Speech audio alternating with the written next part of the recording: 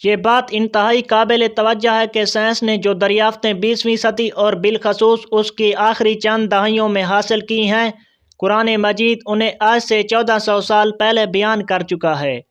تخلیق کائنات کے قرآنی اصولوں میں سے ایک بنیادی اصول یہ ہے کہ ابتدائے خلق کے وقت کائنات کا تمام بنیادی مواد ایک اکائی کی صورت میں موجود تھا، جسے بعد ازاں پارہ پارہ کرتے ہوئے مختلف حصوں میں تقسیم کر دیا گیا۔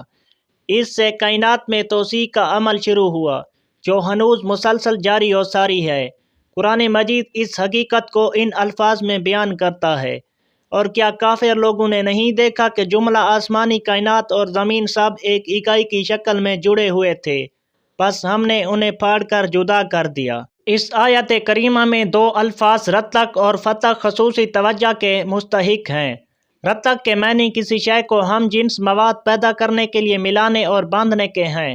فتق متضاد ہے رتق کا، جس کا معنی توڑنے، جدا کرنے اور الگ الگ کرنے کا عمل ہے۔ قرآن مجید نے آج سے 14 صدیاں قبل تخلیق کائنات کی یہ حقیقت عرب کے ایک جاہل معاشرے میں بیان کر دی تھی اور لوگوں کو یہ دعوت فکر دی تھی کہ وہ اس حقیقت کے بارے میں سوچیں۔ صدیوں کی تحقیق کے بعد 20ویں صدی کے وسط میں جدید علم تخلیقات، علم فلکیات اور علم فلکی طبیعت کے ماہرین نے بالکل وہی نظریہ منظر عام پر پیش کیا ہے کہ کائنات کی تخلیق ایک صفر درجہ جسامت کی اکائیت سے ہوئی۔ عظیم دھماکے کا نظریہ اسی کی معقول تشریح و توضیح ہے۔ یہ بات ذہن نشین رہے کہ سائنسی معاشرے کی نشو و نما کی تمام تاریخ حقیقت تک رسائی کی ایسی مرحلہ وار جستجو پر مشتمل ہے جس میں حوادث عالم خود بخود انجام نہیں پاتے، بلکہ ایک ایسے حقیقی امر کی عکاسی کرتے ہیں جو یکے بعد دیگر امر ربانی سے تخلیق پاتا اور متحرک رہتا ہے۔ تاریخ علوم انسانی میں تخلیق و وجود کائنات سے متعلق بے شمار نظریات پائے جاتے ہیں جو اس کے آغاز کی مختلف ابتدائی حالتوں کی وضاحت کرتے ہیں۔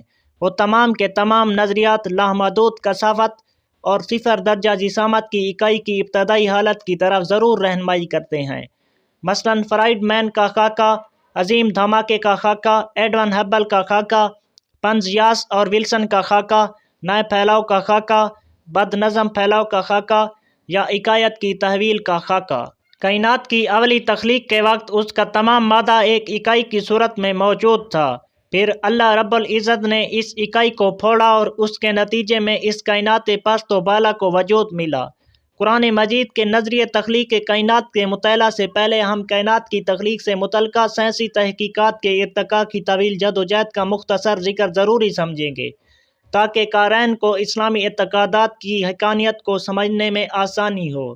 1687 میں مشہور و معروف برطانوی سائنسدان آئزیک نیوٹن نے تجاذب کا کائناتی تصور پیش کرتے ہوئے کہا کہ کائنات جامد اور غیر متغیر ہے۔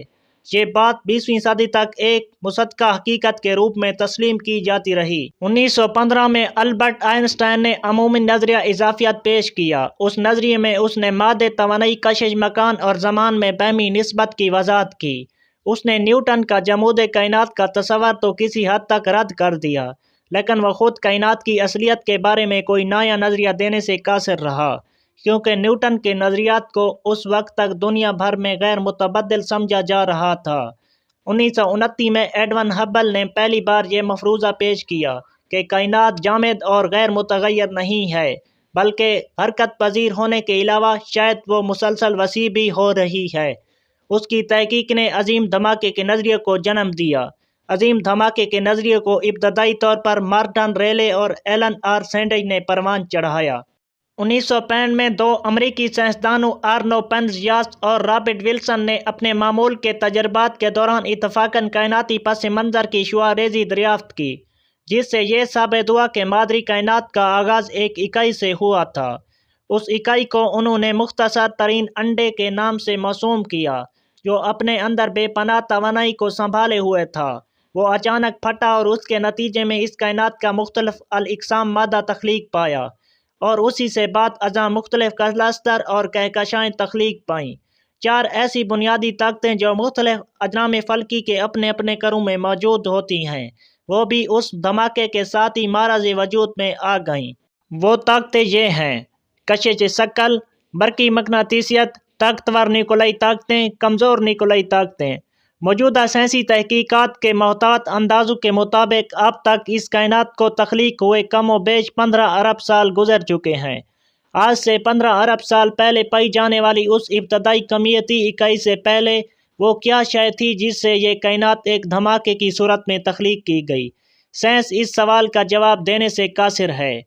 اس معمے کا حل قرآن مجید کے اس فرمان پر ایمان لانے سے ہی ممکن ہے۔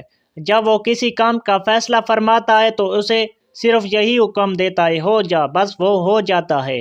قرآن اصطلاح رتق کی سائنسی تفسیر ہمیں اس بات سے آگاہ کرتی ہے کہ بے پناہ توانائی نے کائنات کو اس وقت تک ابتدائی کمیتی اکائی کی صورت میں باندھ رکھا تھا۔ وہ ایک ناقابل تصور حد تک کثیف اور گرم مقام تھا جسے اکائیت کے نام سے موسوم کیا جاتا ہے۔ اس وقت کائنات کی کثافت اور خلائی وقت کا انحناء دونوں لامحدود تھے اور کائنات کی جسامت صفر تھی۔